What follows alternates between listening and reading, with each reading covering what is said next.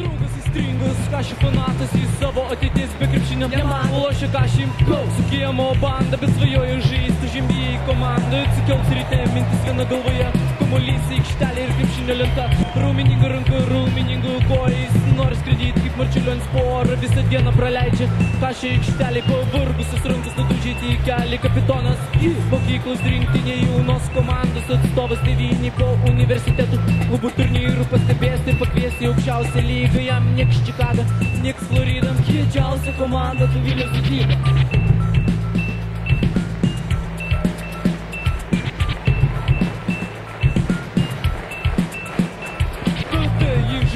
Sporto halį, legendiniai Lietuvos krepšinė aikštelė. Jis dėt iš viršaus ir iš būdų metis kaurus, visiems savo priešams krausi. Kalskai žaidėjai išgarsėja gerais rezultatais, automatiškai pavirstė į valiutinę prekę, kaip pasiūlys jam milijoninį kontraktą. Tik tada jisai supras, kad tai jau nebesapnas prieš jį. Atsivers pasirinkimo laisvė, iškiai žalia maika, kėdų snaikai.